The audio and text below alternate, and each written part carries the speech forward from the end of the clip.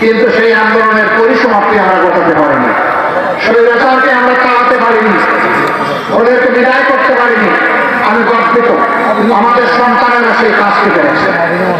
আমি আমাদের সন্তানদেরকে ভালোবাসা উপহার দিচ্ছি, শ্রদ্ধা জ্ঞাপন করছি, কৃতজ্ঞতা জানাচ্ছি, জাতির পক্ষ থেকে তাদেরকে সেলুট জানাচ্ছি।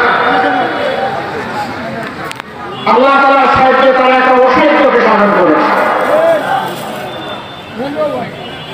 এরকম সন্তান পেয়ে জাতি গর্বিত।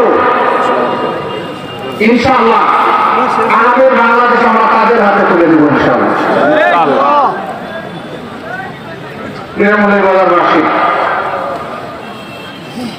ব্যাংক, বিমা সেক্টর, কর্পোরেশন, আর্থিক সকল খাত লুটে ফুটে শেষ করে দিয়ে এই দেশের মানুষের কষ্টের অর্জিত গচ্ছিত আমানত সব কিছু ফিরে ফেলে তারা নিজেরা পালানোর আগে সব কিছু বিদেশে পাচার করেছে।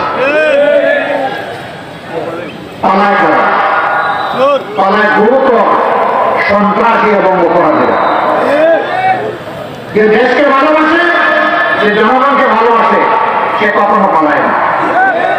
হ্যাঁ, গাল করা বলে দিয়েছিলেন সেই চুপ ডাকাতের লিডার যে আমি অমুকের মেয়ে, আমি পালাবো না।